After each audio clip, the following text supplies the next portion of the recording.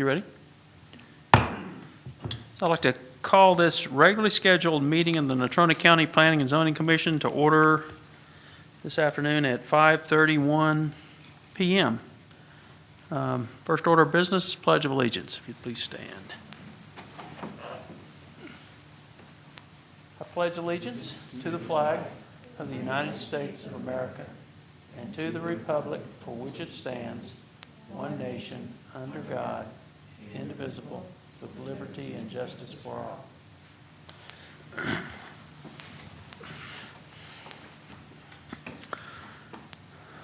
Okay, so next we'll start with introductions. My name's Hal Hutchinson, Chairman. Vice Chairman to my far right is Jason Gutierrez. Mr. Matt Mitchell to the far left is a member of the commission. Mr. Chad Zeal to my immediate left. Mr. Robert Grant to my immediate right. We are the Planning and Zoning Commission. Also like to introduce Megan Nelms, Senior Planner, Holly Wilhelm, who's the Associate Planner, Lori Hall down at the end is the scribe tonight, I think, and Charmaine Reed is the Deputy City Attorney. Okay, so the Commission is an advisory board for the Natrona County Commissioners. Our decisions are subject to approval, conditional approval, denial or modification by the Board of County Commissioners. For each application on the agenda, we will hold an official public hearing. The hearings are recorded and there will be written minutes of the meeting. After the Commission holds a public hearing, unless an application is tabled or withdrawn, the Board of County Commissioners will hold another public hearing for the application. Tonight, everyone will have an opportunity to address the Commission. Those in favor, those opposed, and finally the applicant have a brief rebuttal. It doesn't look like we have much of an audience here tonight, so there's not a whole lot of opportunity, and we only have one item on the agenda, I believe, so hopefully we'll get out of here pretty quick. I'm going to leave it at that. So, our next item on the agenda is consideration of the January 11th, 2022 meeting minutes for our commission. Is there any input on the minutes? I have a couple questions, I guess. It's written, I think it's written correctly. I do believe it's written correctly. That second paragraph from the bottom, from the first page. Ms. Nelms said she was unsure about how many people were aware of the consideration of the moratorium. This is about the Casper Mountain. But stated they will be informed within 14 days by public notice. I'm just curious what that public notice is. So, Mr. Chairman, Commissioners, that was by statute, we publish notice in the newspaper of general circulation, being the Star Tribune, 14 days prior to the Board of County Commissioners. Is that the only public notice you do? In this case, yes, it's in the newspaper and then on the county website. And then it said she informed the commission that there was no statutory public notice requirement needed for the Planning Commission to consider the recommendation of the moratorium to the board. So why was it presented to us if they don't have to be presented to us? No, it has to be presented, it had to be recommended, it has to be recommended or reviewed, recommendation given by the Planning Commission, either for or against, but there is no statutory requirement that we provide public notice in advance, 30 days, 15 days, 14 days, 45 days. That's why it ended up on your agenda so quickly last time, because per statute, we don't have to say, hey, they're going to have a hearing and review this consideration or this proposal, but we do have to do it. We did have to do it for the BOCC meeting. Shouldn't we known about it in advance? I don't disagree. We should have. And then it said the Board of County Commissioners notice and a public hearing are required prior to the Board of County Commissioners taking action. Is that public hearing at a Board of County Commissioners meeting? Yes, and they had that. When did we have it? February? February 1st. First, yeah. And I understand it got voted down by the commissioners? It did. Okay, that's all I had. Very good. I move to approve the minutes as written. Is there a second? We have a motion and a second to approve the minutes as prepared. Is there any further discussion? Mr. Chairman, I would add that these notes are fantastic.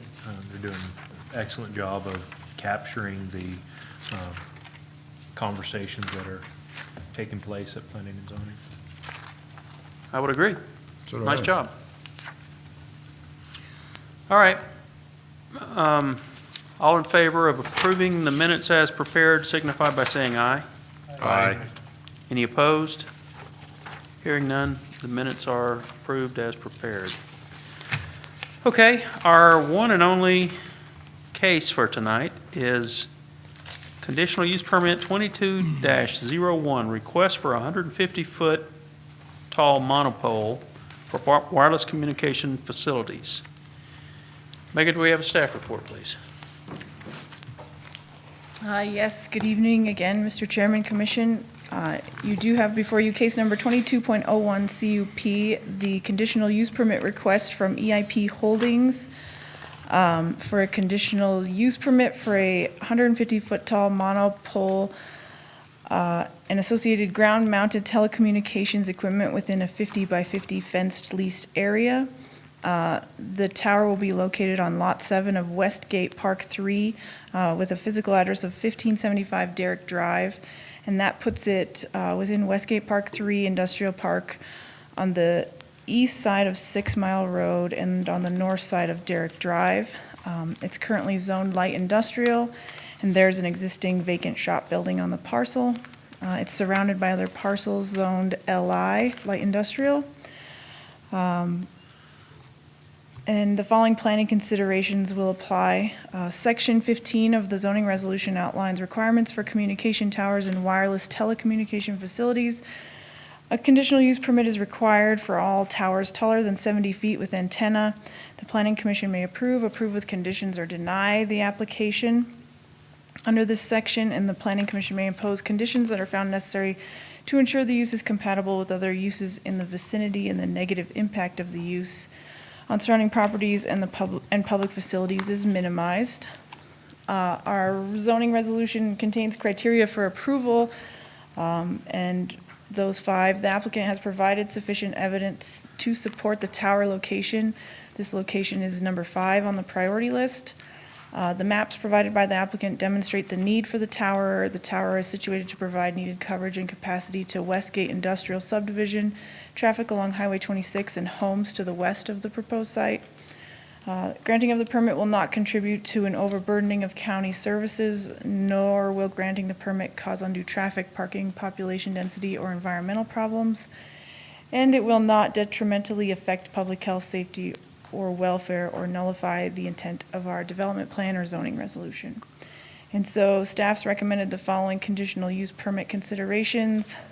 The permit is granted for a 150-foot tall monopole communications tower located on Lot 7, Westgate Park 3. The regulations allow the county to grant a deviation from the setback requirements of 110% of the tower height. Staff recommends that that variance be allowed for 62 feet to the north boundary line, parcel boundary line, 69 feet to the east parcel boundary line.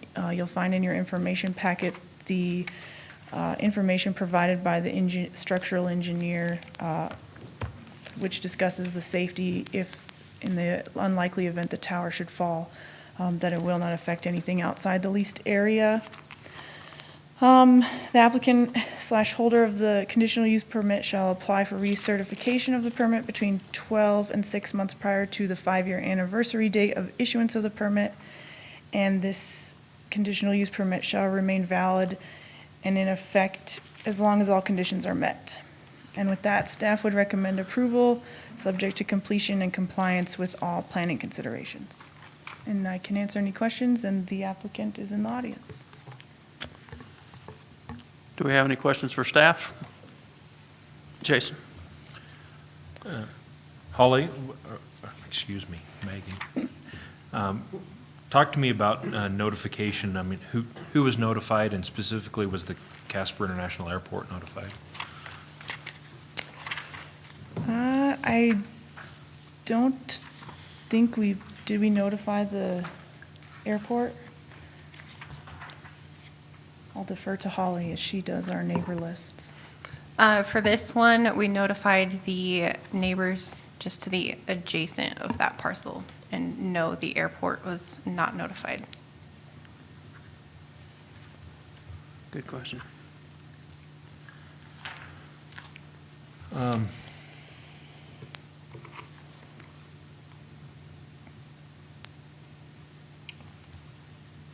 believe the rest of my questions would be directed toward the applicant. Any other questions for staff? Yeah, I do. On that, it says 62 feet to the north parcel boundary line. How far is it to any structures to the north of that boundary line? Or is there any structures on the neighboring property? The nearest structure would be there at the 6925 Cactus Lane. So So if somebody built on that property line to the north, it would be closer than 150 feet to the tower? no. And the site is, the nearest structure is a workshop building located on the parcel approximately 140 feet, away, and there are no structures on the adjacent parcels within over 300 feet. So if someone were to build on the So- property line, they should be safe. And if you review the letter from the design engineer, it's unlikely that the pole will fall, but in the unlikely event that it does, the monopole will buckle at the location referenced in the letter, So it would fall within the the property? 50 by 50 leased area. Okay. So the applicant does not own the parcel, they are just going to lease the area for the tower and the ground-mounted facilities. Any other questions for staff? Matt? Question kind of dovetail on what Chad was talking about. So, when I read the letter here, it says the most likely location of failure, and then it says this is likely to result. I mean, most likely and likely can just mean 51% of the time. It's a little better than a coin flip. So, I mean, to me, it's like, when you used to looking at this stuff, I mean, it'd be nice to know that they have some type of material testing or some type of mechanical testing that gives a light, because it's like if you have an emergency gear extension on an aircraft and you tell the pilots it's most likely going to work, it doesn't give you a lot of confidence if you tell somebody that it's most likely. You want to know that it's going to work, just about, every time you do it. So I would just be curious as to how the engineers came to that and how they, because if you happen to have a property, that's adjacent to there, you'd like to know that it's a little bit better than a 51% chance that it's going to end up on your building. So I just think that there should be some stronger statement as to how they arrived at that. So that's just my thoughts. Mr. Chairman and Commissioner Mitchell, I will defer to the applicant on those questions. Anything else for staff this time? Thank you. All right, so at this point, not going to open the public hearing yet, but would like the applicant, if they're in the audience, to come up and tell us what they're trying to accomplish here tonight. Hi, I'm Sarah Neese, and this is Shelley Neese. We're sort of a mother-daughter team. I am the mom. Yeah. We need your address, please. Give them yours. 9120 Dock Bar Court, Elk Grove, California, 95624. Okay, and would you like me to do an overview, or should I more focus on sort of the concerns and questions that you've discussed? Start out with an overview, and then if Okay. you can touch on the questions, Okay. That'd be great. Let me explain real quick. I'm 33 years in the business. She's 15 years in. It's her 7th zoning hearing. So mom's still mentoring, so we're going to let her handle it. And then into some of the questions that I heard, I may jump in. So I'm going to step back, let her address them, and then if we get real technical, I'll stand up and assist. Mighty fine. Okay. All right, so Everest, we are a company that builds and owns our own cell towers, and then the carriers, AT&T, Verizon, Sprint, T-Mobile, and now Dish Network, they put their equipment on our tower to provide coverage for the area. So we have our own RF engineer, and we have good relationships with these carriers, and we were told that they needed, specifically Dish Network, but also Verizon, that they need a tower in the area. And, I did my research and I found this parcel and have a lease with the parcel owner. And we're designing this tower to be co-locatable for up to 4 carriers, or at least 4 carriers, really. So basically, the goal is to reduce the overall number of towers, right? If they can all kind of come to our tower. And we have good relationships with them. So we intend for that to happen. Let's see, the parcel is not particularly large. I did look all around the area. I looked at the larger parcels to try to do the best setbacks that I could find. And, we're dealing with National Oil Well, we're dealing with these really large companies, and they're just not interested. And they have operations that we can't interrupt and be in the middle of. So I landed at 1575 Derrick Drive. Joe Lepp, the owner of the parcel, doesn't have plans to develop the back of the parcel. He said, you can have this area here. And so we designed it so that we'd meet the best setbacks that we could meet, but also design the tower so that we would request sort of a variance from the setbacks. So we use breakpoint technology. The tower is designed to withstand more than we would ever put on it, and we can talk more about that. But in the unlikely event of bizarre windstorm, just a divine act of whatever happened, right? Something happens to the tower and it's going to collapse. The technology is that there is a point on the tower, usually about 100 feet, where it's designed to break and fall in on itself down in within the 50 by 50 lease area that we are leasing. And we don't have the tower engineering and the foundation ordered and those kinds of things, because we do that after the zoning process. So if we need to make it like a condition of approval or something, we would be open to that. But our next step, if approved for the CUP, we would move on to a building permit, order a structural analysis, do the kinds of testing that I know that you all would like to see, right? Make sure that there is a passing structural. Every time a carrier adds antennas onto that tower, we do another structural. We're always doing the calculations, we're doing the engineering. And the company that we order the tower from, they'll certify that it has the breakpoint technology so that it will collapse safely in that event that it would, yeah. I think that's my spiel, but if you all have questions, I'd be happy to do my best answering them and bring up Shelley if needed. Okay. Was it Sarah? Yes. Okay. Any questions for Sarah at this I time? would have, Mr. Chairman. Yes, Jason. Sarah, when you were looking around, Verizon recently put in a tower, and there was another independent tower put in, I'm going to say within a mile and a half of here. Did you consider those locations? Yes. And why is the coverage needed at this location versus those locations? Yes, good question. To my knowledge, the closest tower is about 2 miles away. We've plotted them all, we've looked at what's registered, and the carriers are getting to the point where they need a tower pretty much every mile. So especially for capacity, right, so the more that people are on their phones using data, you're going to see a need for increased number of towers within a certain radius. And we have Verizon interested at this location as a second location. So they do have a tower fairly nearby, and they still need additional coverage to maintain the highway there and the homes, increased use of data, as well as just general coverage on your phone. So we've got Verizon interested, and they've indicated they want to come on, not right this second, but within the next few months or the next year. And in the meantime, Dish Network is our anchor tenant. They're coming on now. They're included in our application. And they've expressed they need coverage right here, and a mile and a half is not going to do it, basically. So. Any other questions? I guess I have one right off the bat. And I've been sitting here in this commission for 10 years.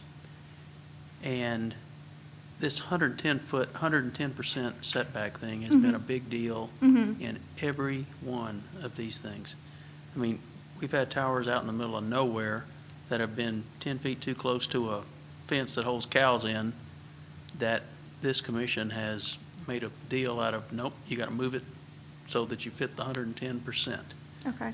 So I guess I'm troubled just from a fairness standpoint of just saying, it's okay, don't worry about it, and maybe the Monopole will break off there, and, who knows who's going to buy that property next door in, tomorrow.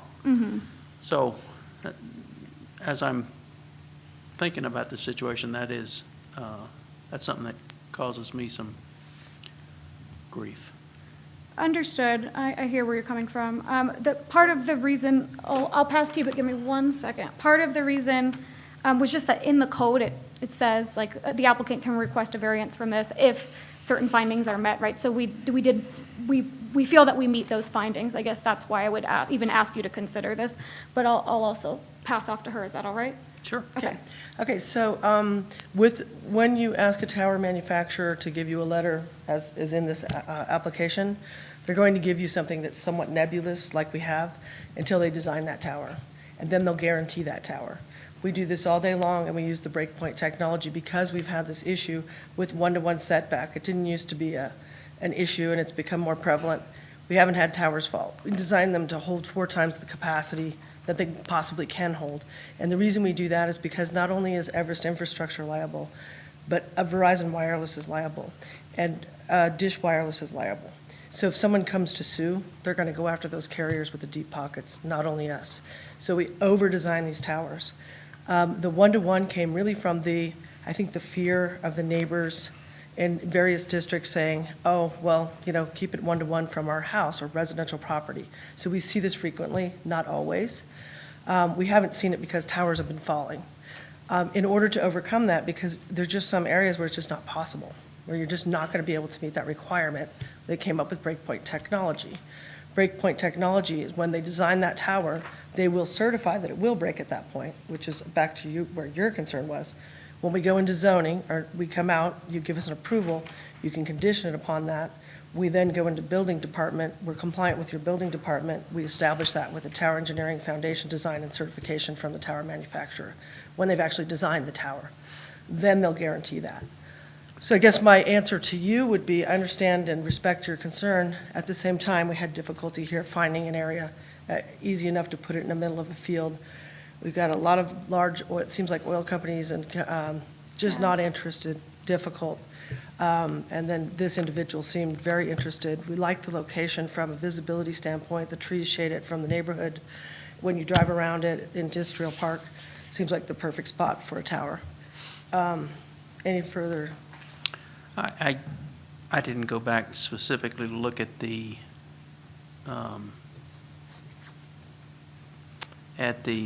planning specification that says the 110 feet. But I suspect this new technology you're talking about is probably something that's going to have to be meshed with that specification, that the 110 feet, Right. 110% shall apply. It's really not new. I want to say it's for the last 4 or 5 years, and we've had to utilize it because of these kinds of situations. When she said about a mile apart, not here yet. You guys were seeing about 2.5 miles, 2 to 2.5 miles to get the coverage. In Boise, Idaho, we're seeing a mile apart because there's so much concentration, proliferation of people.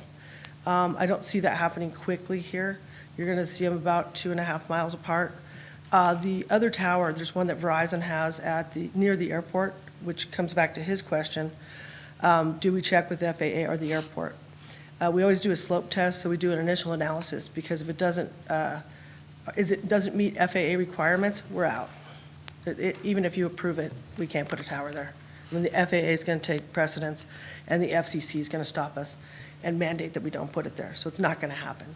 But we did our homework up front to make sure that it meets the preliminary slope test and is fine. We will have to go through a formal FAA process and get approval prior to constructing any tower here.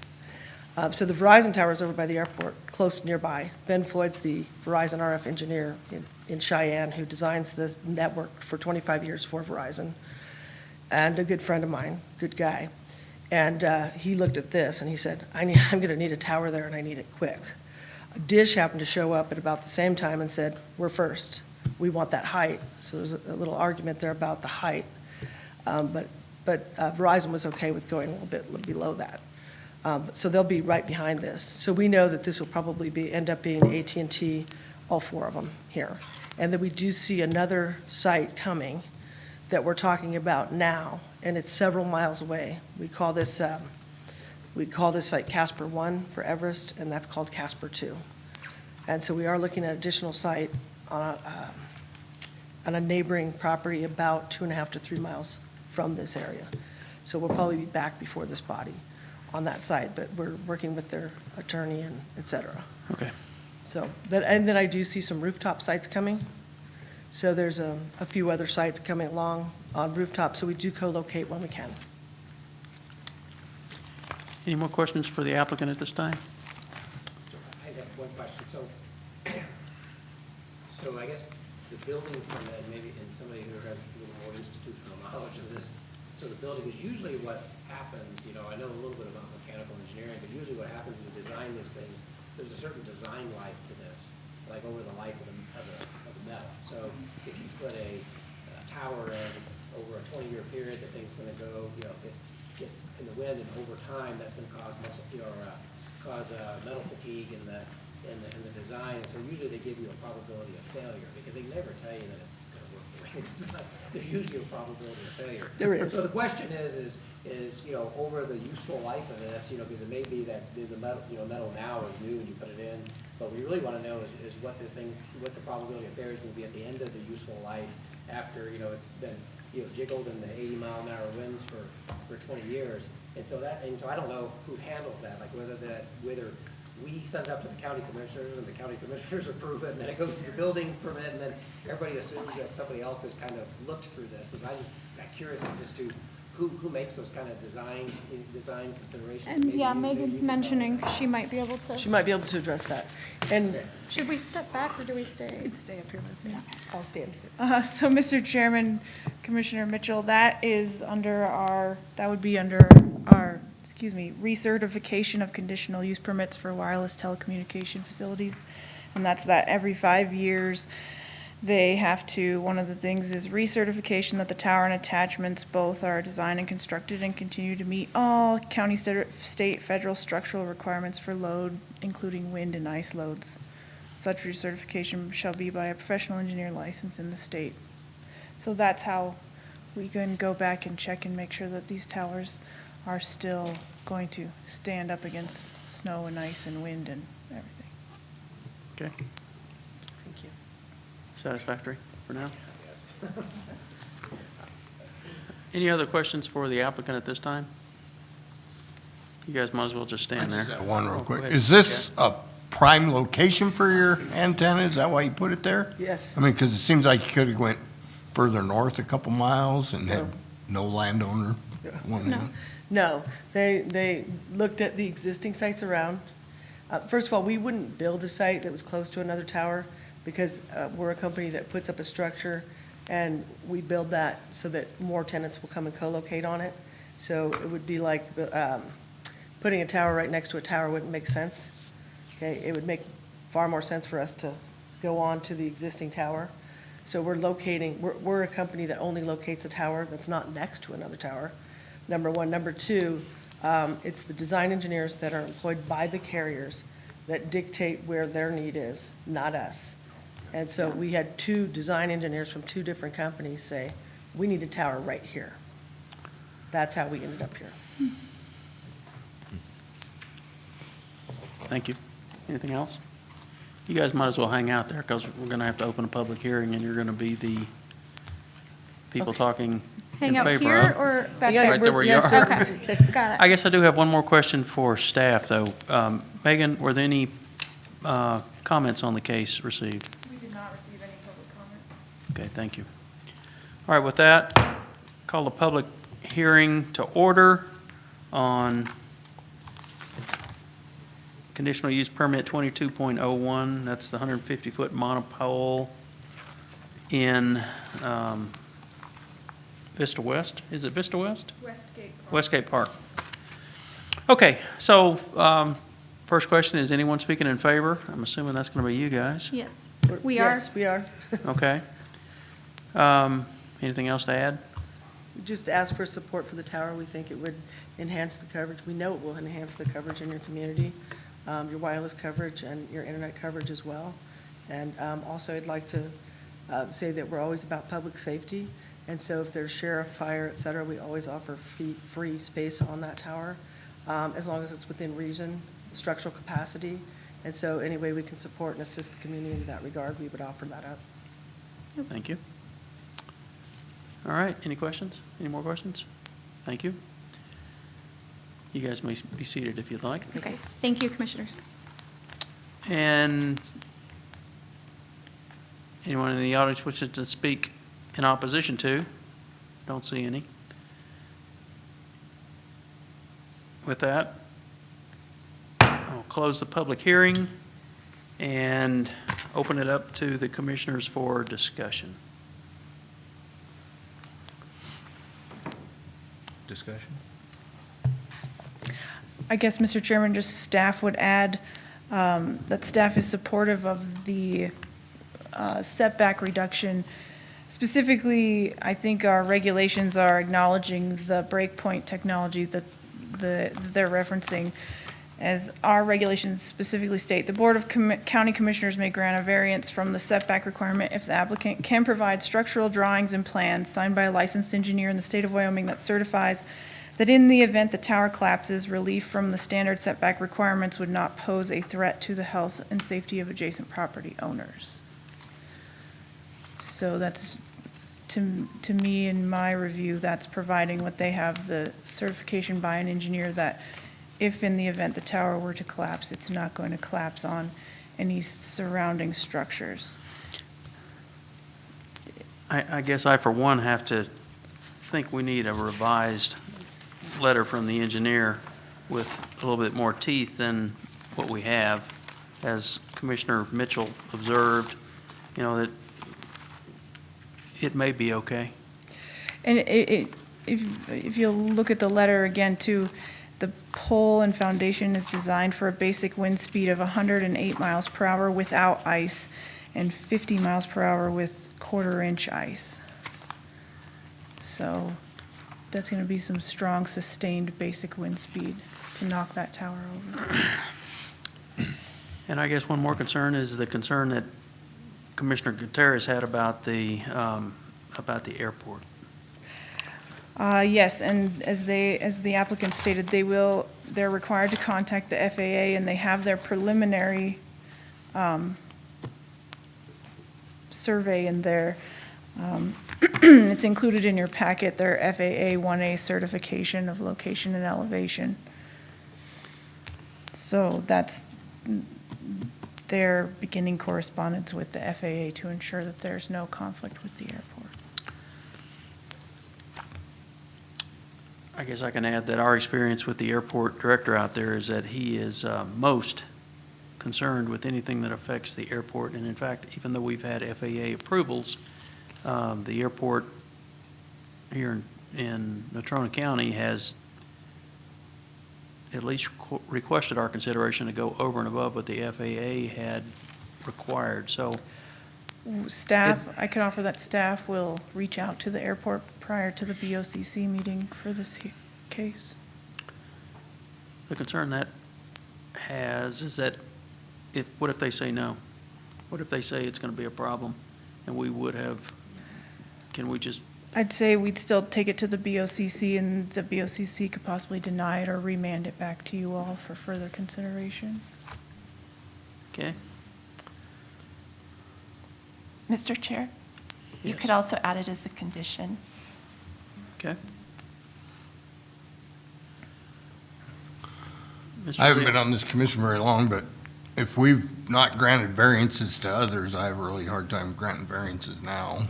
I like the idea of I think that's an excellent place for a tower, because, I mean, we all know we got cell phone problems all the time. But, no, that's the only problem I have is a variance.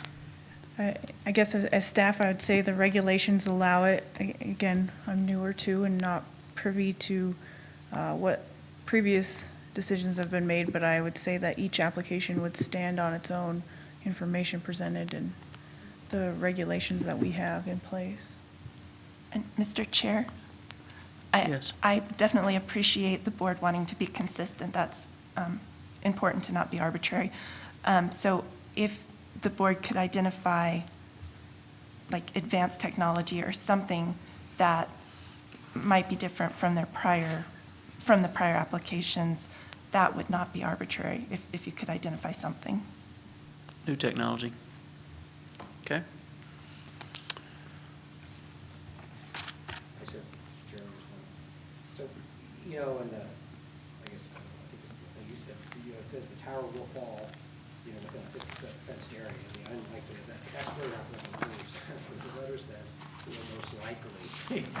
You know, and so I think, and I kind of agree with Chairman Hutchinson said, is that, you know, I think if you're going to grant a special variance, then it's really on the burden of the people that are providing the data to show that they have some data that allows us to know with confidence that we're granting a special variance, you know, that we feel comfortable with. And I just don't know that the letter that's currently here, that I would feel comfortable granting a special variance. I'd like to know some statement that the person, you know, that it's either industry standard and that they can guarantee within a certain probability that it's not, you know, going to end up in somebody else's property, not a statement that says most likely, or that, you know, and they may be able to have that information, but really, I think they should have it in the initial letter. I mean, I don't know what you guys think, but I just, you know, I don't necessarily, if they can guarantee the safety, because to me it's a safety issue, and if they, you know, but that letter doesn't necessarily, to me, seem like a guarantee. Has some weasel words in there. It would be contingent on that engineering after they get that.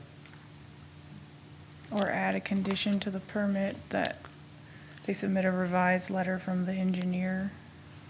So I would ask the previous planning director, Mr. Gutierrez, do you ever recall a variance we provided for that 110% based on anything like this? I do recall one variance. It was north of town on I-25, and essentially if the tower fell, it would fall into the highway department's right-of-way. And at that point, not only did we have the engineering data, but we also had the highway department come and verify, sign off that they were okay with that coming into the edge of their right-of-way, provided that failure ever occurred. That tower was never built. The permit expired and the tower was never built. I remember that now that you mention it. They're just west of Midwest. The two, in between the two Midwest exits. Yeah. Mr. Chairman, if you're looking for some comments, I would echo the concerns with the engineering letter being not specific enough to address the concerns. You know, that is an industrial area today. That doesn't mean that tomorrow someone doesn't build. I believe the setbacks are 10 feet or something to that matter off the property line. So I am concerned about that. I'm also concerned with the airports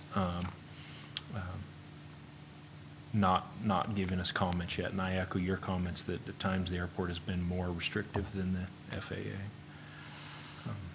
So those would be my comments, Mr. Chairman. Any further discussion? What is how far out do you reach out on the mailing to the adjacent property owners? Just the parcels that touch the subject property right now. Is that always the case? I think that from what I know so far, that it's been variable of how sometimes we send out in mass, sometimes we Because don't. I've personally gotten letters from people that were like 3 miles away. Yeah, I've Years seen ago. some cases where we've sent out lots of letters. In the zoning update, we're working on this module now, and we're going to make a set standard so that we're consistent about who we notify with letters on every case. But for this case, it was for adjacent properties only. But again, it is published in the newspaper and on the county website. So the way I see it, if there is to be a motion for approval, there are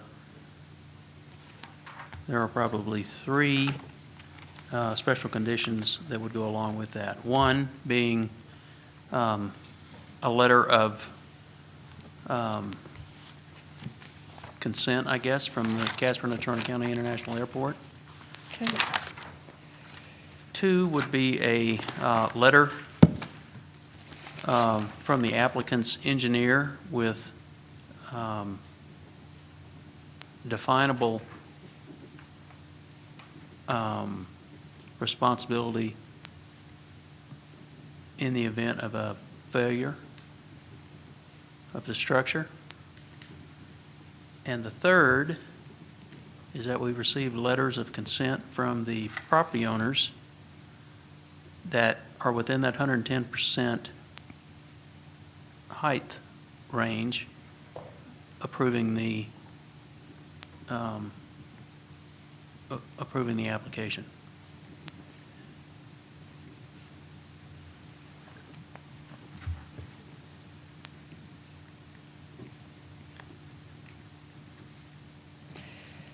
Very good, Mr. Chairman. Can you elaborate a little on the revised letter from the PE? You want definable responsibility in the event of a failure, or? As Chairman Mitchell, I think, really well expressed, somebody has to be responsible, and you can't be responsible by holding up a piece of paper saying it's highly unlikely that it's going to fail. Okay. We want to say that, put your stamp on them like they've done that. I think that's a good deal, but there can't be weasel words in there that the tower may not fall, or So if it does more- fall, it's not our fault, or More anything like that. basically more guarantee that the tower will fall into the leased area, And Chairman Mitchell, it was your deal. If you rather than highly likely. I'm somewhat familiar with aircraft design, okay, because, when you design an emergency system on an aircraft or whatever, there's usually some mechanical engineering where you estimate the useful life of the part, and that, there's usually some type of engineering data that shows, what the expected failure rate is, and then there's, then you can go into, they do, with aircraft, depending on the part, they may every 150 flying hours or 300 hours, they may have to pull it out and actually do x-ray evaluations on it and do all sorts of things to make sure that it's going in line. I don't know that you necessarily have to do it with this, but I think there should be some, if they say that this is a safety device that they have put on these towers, they should have some data to show that, there is some type of, experimental or mechanical engineering work or material or what methods to show that they've done some due diligence to show that, it's a better than a 50, better than a point for it, whether it's going to end up in a 50-50 lot. There should be, you go to Boeing or any of the other companies, and they can tell you very clearly, what the, anticipated failure rate of some of these, some of this equipment is. And I kind of agree, if somebody moves in or puts something in, somebody's, in a shop over there, working, and the tower comes down while they're working in that shower, it's one thing if it just hits a shed and you just, see where you get the money back, but another thing that falls on somebody who's working over there, and, causes fatality or whatever, so, it just seems like, from an engineering standpoint, that's kind of a very soft, soft statement from a design standpoint. They should have better data on that. Especially if it's an industry standard safety thing, that they should have, something that gives you a better confidence that it's designed into it. And I'm sure they have it, they just need. Okay. I got a couple things, Mr. Chairman. If- We're talking about the. One more thing, if I could, Oh, yeah, if go I ahead. could piggyback on Go ahead. what Commissioner Mitchell just said. So this special technology, the special brake Break point. technology that we're talking about,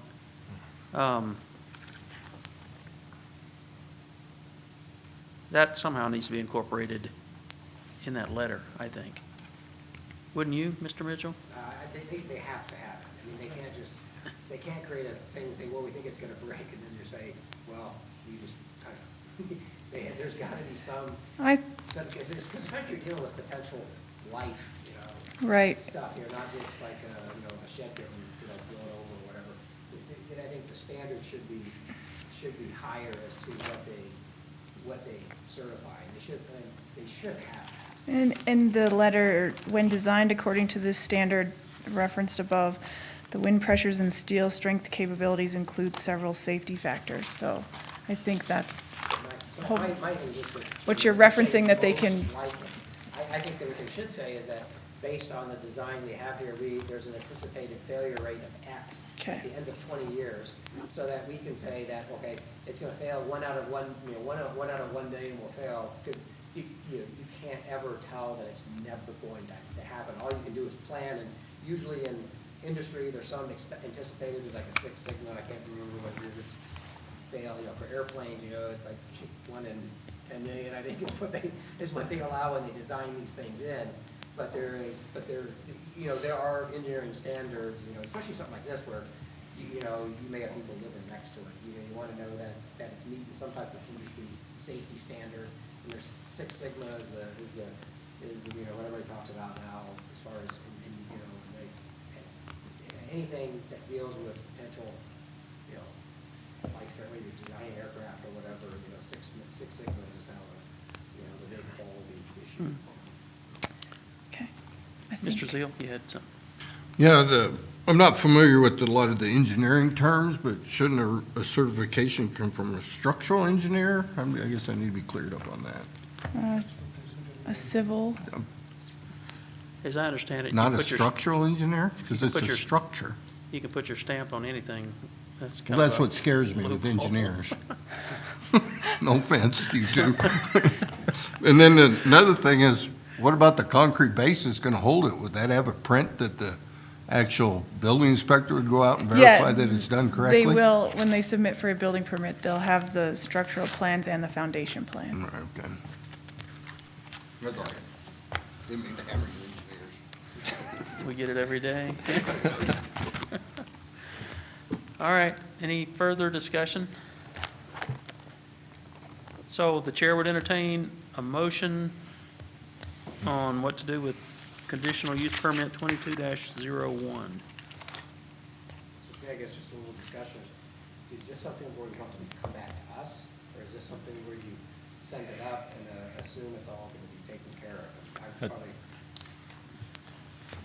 Mr. Chairman, that would be my concern. These three conditions that you've outlined here, I think are very sound and would address a lot of my concerns. I would feel much more comfortable to give a positive motion, provided I had these things in my hand, rather than a condition for staff to review before it goes to the BOCC. So are you suggesting we table this tonight?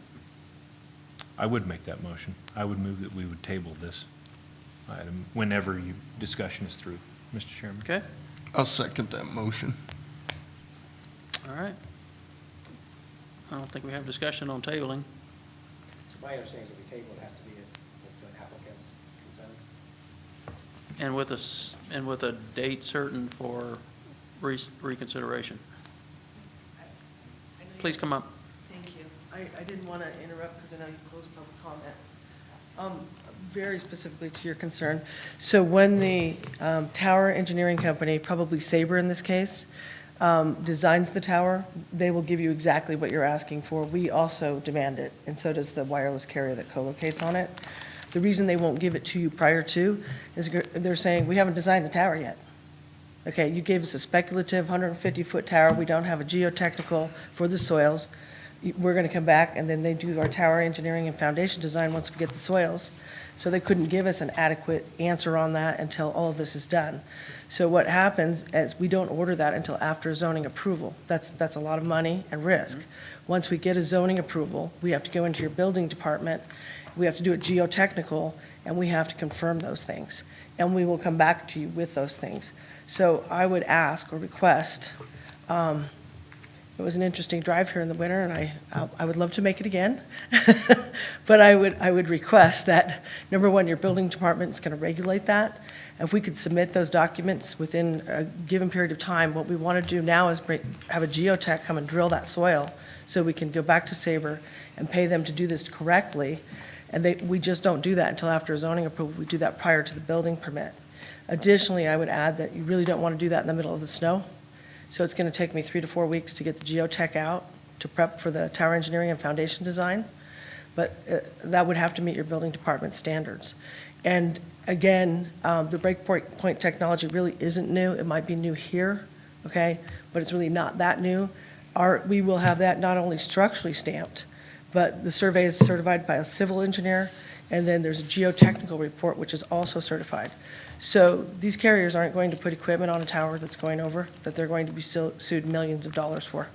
And I know you may not take my word for it, but I'm happy to substantiate that. It's just the time and place is, once we know that we're approved for 150 feet, we're then going to geotech look at it, tower engineering and foundation design, and then we're going to go in for that building permit. I have no problem submitting that simultaneously to you folks, or you know, however you can condition that. In addition, we did reach out to the 2 neighboring property owners with no response.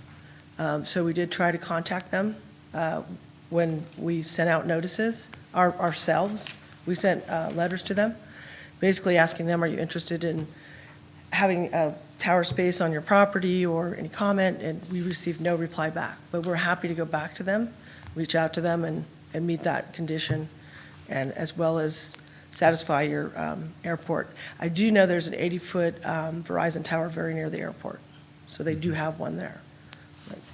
So I would leave you with that. But I hear your concerns, completely agree with them. It's just, that's the next phase in the process. The other part of this process that's very important to us is NEPA and Phase 1. And so because you have. I'm sorry, what? It's called NEPA and Phase 1. Okay. So it's the National Environmental Protection Agency. We're heavily regulated by the FCC. You don't just get slapped on the hand, they take your license away. You no longer, Verizon gets fined millions of dollars, as would Dish. It's not a slap on the hand, it's a serious fine for not meeting structural requirements, but also for the NEPA in Phase 1. In your area, because you have a lot of oil under the ground, we're going to go down, we're going to be looking at a Phase 1 to make sure that dirt's clean. We can't move dirt that's not clean. And then we have to go through a 6-month National Environmental Protection Agency process and get that approval. So this tower would not be built for at least 6 months, and not in the middle of winter, and the geotech probably would not get drilled until we see a little better weather here. And then we would come back with what he's looking for, which is the full technical design on the tower. So if this were delayed 30 days, that wouldn't throw a big kink in your schedule? It would, only in that we wouldn't order any of these services. So I would go back to Sabre, I could go back to Sabre, or the client, and say, basically, you know, are you going to spend $15,000 to get this letter? We don't know if they're going to approve it or not in zoning. So there's a kind of a catch-22. This is unique. This is a unique situation here. But they have to have, when they build these, design failure rate. Have to. They Have to. And I think that's what, Ha- I don't care what the soil looks like and whatever, because I don't. We What I'd care. like to see is something here, based on our company's design, we engineer a failure rate of 1 out of 1 million, 1 out of a million, or, you know, at the end of the useful life, because they have to. We have to have it. something. It's, They have to design, they should have some goal as to what they want to design this for. right. And then you kind of build the part for that design failure rate.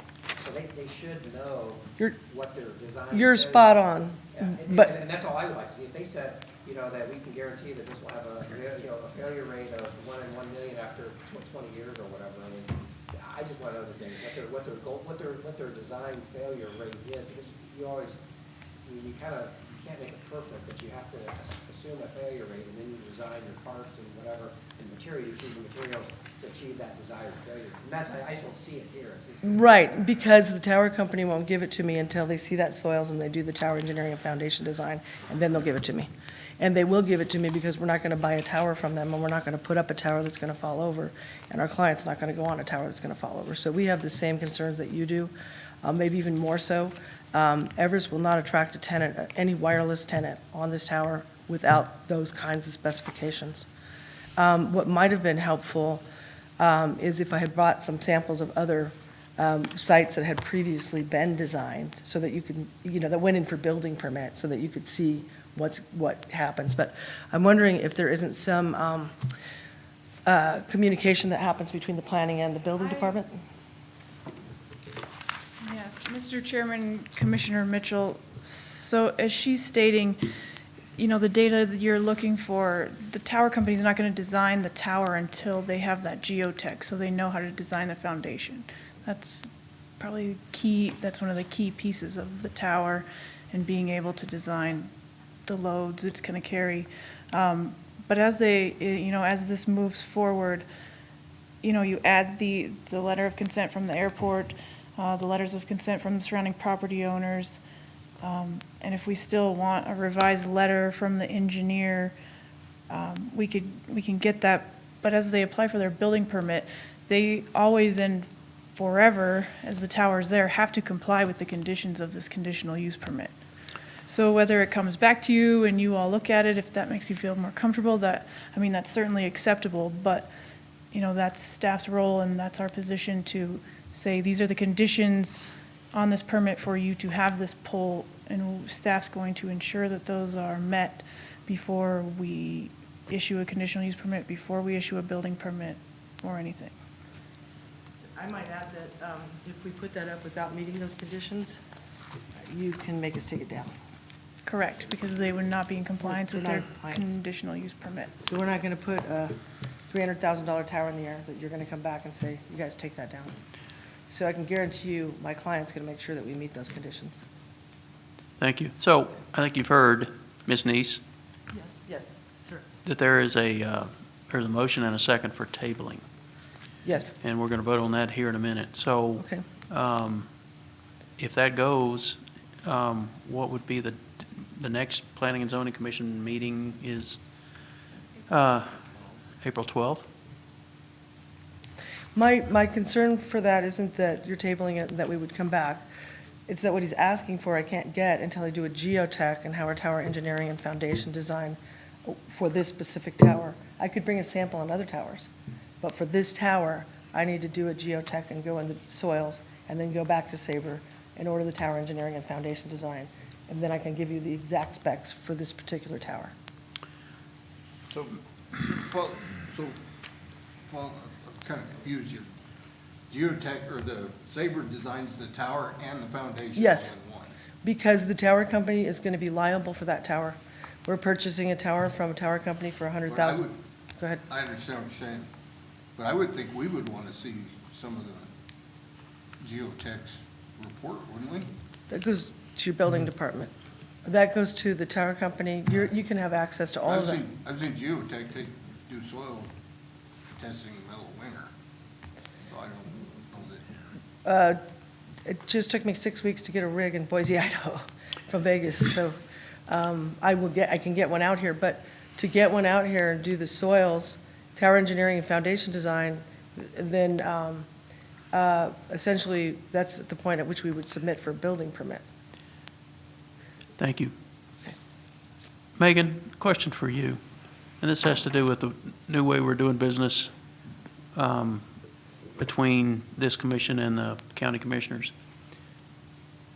DEQ Chapter 23, say we have I know it's different, but say we have a subdivision, major subdivision come in that has to do with Chapter 23. Do we require that Chapter 23 before it goes to the county commissioners? I would require, yes, that we get a non-adverse recommendation before it goes to BOCC, and that's a process that I've changed up since I've been here, and why I've recommended you change your motions to pending completion of all planning considerations, because in the past, I saw a case would be heard by you and automatically go to the next BOCC meeting. That's no longer the case. Cases are not going to BOCC until we have everything listed on that case sheet.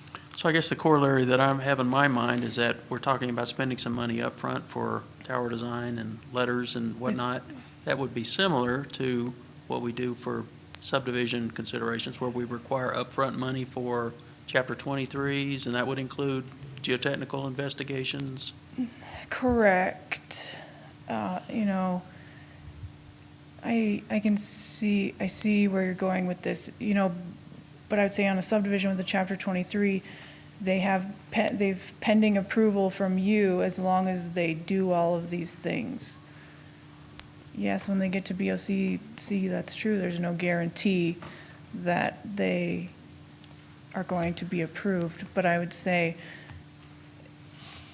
perhaps that the applicant feels more comfortable going ahead and ordering that geotech and tower design, knowing that they have approval from you, not that they're tabled until the next meeting, and then bringing it back to you and still not maybe getting a positive recommendation from just Planning Commission?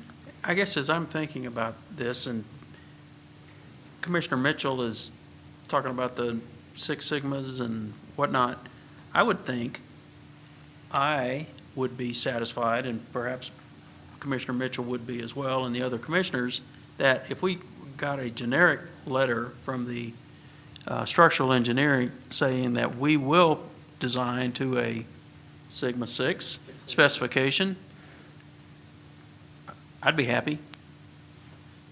Not, and, take the weasel words out, that it's highly unlikely that it's going to fall over. Jason? I would agree with that comment on the engineering side. I'm not after that specific site's design. I just want an engineer to say, I can design it where it will fall within the 50-foot, and I guarantee I will design it to that standard for this location. I'm happy to get that for you, and I can probably have that to, I'm going to say by Friday. Okay. So is that something that could be, upon approval of this, that could be, approval of this, barring we get that, could that be emailed to us and we could say we're good with it at that point? Just instead of meeting again to talk about it on April. I guess we have to talk first about this table thing we have. We have that on the, You have a motion on the table that you need to vote on. so are we still good after this discussion of who moved? I made the motion when the discussion was through, and I would stand by that motion right now. Vote to the second. Okay, any further discussion? We have a motion and a second for tabling until the April 12th Planning and Zoning Commission meeting with the idea that those 3 bullet points be addressed to the board's satisfaction. Along with this documentation from the structure engineer. That was one of them, all right. That's one of the conditions. Okay, all in favor of the motion signify by saying aye. Aye. Any opposed? We are tabled until April 12th. Mr. Chairman, maybe I'm out of order and you can You're fine. correct me back. I understand the applicant has traveled some distance to be here today, and with this particular topic, it's always been kind of a sensitive issue with the planning and zoning that the applicant and/or the property owner be present during meetings. That just carries a different weight with it. With this, we've seen you, we've talked about it. I personally, just as one planning and zoning commissioner, would be comfortable if you wanted to Zoom in or one of the technology things for this April 12th meeting to save you from having to travel back here for the planning and zoning to hear this one item, pending anybody else's or staff's thoughts. We could definitely set that up. Absolutely. I agree with that. Thank you, that's greatly appreciated. We'd love to come back and see you again. And I will be back on the other side, but we're happy to do that. I appreciate the consideration, Jay. Okay. You guys drive out from California? No, we flew to Colorado. I'm from Northern California, so don't hold it against me. Everywhere I go, they say California. Northern California, where the farmers are. In any event, I had to fly into Colorado and then drive over. And we don't really have anyone who specializes in our industry out here. We try to use local, right? And I work throughout the West, and there's just nobody here. And so every time I call some of my colleagues, I'm like, who wants to go out to Casper and handle the zoning for me? And they're like, well, we're pretty busy. Casper's a long way out there. And I'm like, I'm going. So I've come to love it. I found the office, because when you get in late, you can always find some good soup there. We had 61 degrees last Wednesday. We came in last night, and she said, "That's black ice, isn't it?" I said, "Don't worry about it. My mom's been driving in this stuff all her life. I'm from the mountains in the winter." So in any event, we really appreciate your time and consideration, and that is helpful. But yes, we do fly into Colorado and then drive over. Oh, be careful this evening, it's very slick out there. We're actually staying over, usually it's a 2-day trip, because we go back tomorrow, because we just didn't see. So by the way, and I know we're still open meeting, but you mentioned 2 property owners. I count 3 that are probably within that radius of 110%, looking at the map. 3 properties, but it's 2 owners. Oh, yeah? Okay, On National Oil. okay. One, two, it would be the east, and 2 to the north. Well, we can't, because the rest of them, the length of the entire parcel is. Yeah, I wrote those down, actually.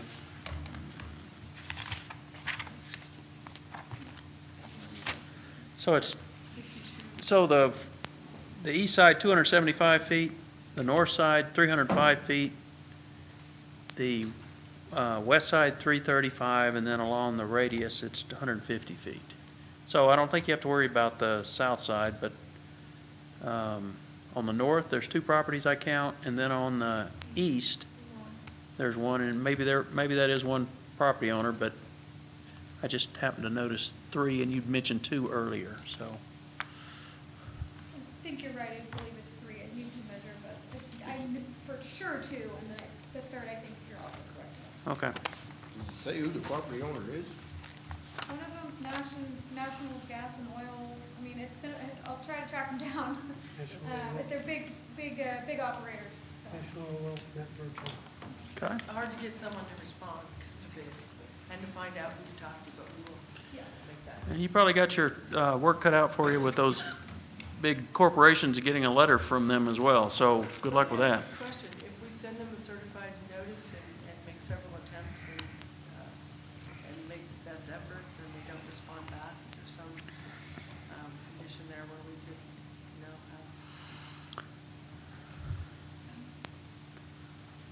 And you're satisfied with the paperwork that he wants? Just ask. I'll speak for myself, and I would think we'd have to have something in the file from the property owners. Mr. Chairman, Yes, that Holly? is one of the issues that I ran into. I contacted all of the adjacent property owners that they were mentioning as well, and we don't have any feedback from them. So is that another instance where you would like the applicant to reach out again, as well as the planning department, to get those consent letters? In my mind, we need the consent letters. I'd say the onus is on them. Yeah. Anything else to come before the Planning and Zoning Commission tonight? I think those consent letters, you might have to go knock on the door. You just call them, they're gonna hang up there. Mr. Chairman, I do have a few things. Yeah. Their home offices, like you said, in Houston, there's nobody there, so we do our groundwork on, we come out and spend our time with it, but I'm concerned that we're not getting better from them. We're certainly happy to try and do everything we can, but quite concerned that we'll maybe never hear back. All right, so thank you again for coming tonight, and yeah, would love to have you come back in April, but Zoom or telephone call or something like that would be just fine. All right, so we're moving on to public comment. I think we'll start first with comment from the commissioners. Commissioner Gutierrez has something to add. Mr. Chairman, Commissioners, I've got a few things I'd like to, and staff like to visit about. One, I would hope in the future we could get an update on the mountain moratorium, kind of the thinking and the rationale of where that went and why it went that way. Two, I did attend the zoning resolution update with that group. We're working on I believe it's the administration section, and I'll happy to have Holly or Megan jump in and correct me. We worked through some of those. I think they are very near having some form of this revised zoning resolution ready for outlay for public and anybody's review. And I'm assuming that's going to be on the website. Yes, Mr. Chairman and Commissioner Gutierrez, we were working through the administration module, Chapter 5, and that will be coming back to the steering committee for draft, and we have one more module to work through, so the next steering committee meeting will be April 6th. Any of And- the past modules that we've worked on, or when will those be re-released, or will they? I think we're going to discuss that on April 6th, to talk about our final timeline, because we're getting close to the end. We're hoping for bringing this for adoption hopefully by mid-July, the full resolution. So at our next steering committee meeting for the zoning, we'll start that last module and talk final timeline. So we'll be able to provide an update to them at your April 12th meeting. And I didn't know if Thank you you. wanted an update on the moratorium now, or a Just the- memo, or? Just the progress of the land use plan, and sure, if you want to throw in the moratorium while you're at it, that'd be great. For the Casper Mountain Land Use Plan, we had an open house last month with the draft, and we just closed the public comment period on the draft on Friday. Logan Simpson has provided us internally all of the public comments that were received, and we're reviewing those, and we anticipate bringing the draft to you all and the Board of County Commissioners next month. This is the Casper Mountain. The Casper Mountain Land Use Plan. Okay. Correct. So that draft is out for public review. We've closed the comment period for official comments for us to utilize to revise the draft, and we're hoping to have the draft again for you all to review and commissioners to review and workshop next month. And with the moratorium update, so I think we're all in agreement, staff and all of you, that it was a quick addition to the agenda without a lot of research and discussion prior to presenting it to you all. After the meeting and in a workshop with the Board of Commissioners, staff sat down, I sat down and took a second look at the zoning rewrite and our subdivision regs, and reading the intent of the draft resolution for the moratorium, and if the mountain land use plan and the updated zoning resolution were really the avenues we needed to amend, I guess, to fix the issues that we were anticipating. And in workshop, that discussion with the board led to a review of our rules, and more specifically, the subdivision rules. And I guess as staff, once I took a harder look at those, I felt that the county, we have the rules in place already. We just need to be sure that we're meeting all of the standards that we require. I know that you guys had a tough case of a subdivision on the mountain last year, regarding rights of way, where access, emergency access, and just seeing that, I've heard that there's a chain across that road that's not built. We don't have a financial guarantee or an improvements agreement to ensure that it's being built. So we have the rules on the books. We just need to ensure that we're taking time to review all submittals and making sure that all the planning considerations are being met by applicants. So we didn't want to, hold up development for applicants, because, that's people's property rights, and we're very concerned with them being able to move forward and do what they want with their property in a timely fashion. The county needs to take time and look at these proposals and ensure that we're meeting the regulations that we already have. So that's where the recommendation, or I guess the vote from the commission to not enact the moratorium came from. Because as you recall, the moratorium was to wait until the updates to the Casper Mountain Land Use Plan and the zoning resolution were complete. And once I took a look at what we're updating and taking a look at the subdivision regulations and what the issues you all faced in the last year actually were, in my opinion, we have the rules, we just need to stick to them. Okay. Anything else? No, the only other thing I got is I just want to make sure we get all this info at least, Tuesday or Wednesday before the meeting. I do not disagree with If you. spring comes on, Jason can relate, the time gets really restricted. Yes, and I'm not a fan either of springing things on your agenda at the last minute either. And as you, And making sure that all the proper neighbors, or you might say, to the right, and being more consistent in our notification standards and I hate to say it, the start review is one of the words, I mean, it's required, but Right. that's what you reach out to You know, because nobody gets it anymore. And we do post them on the website, and there is some personal responsibility. I mean, I guess I like to read legal notices. I have for a while, but not everybody does.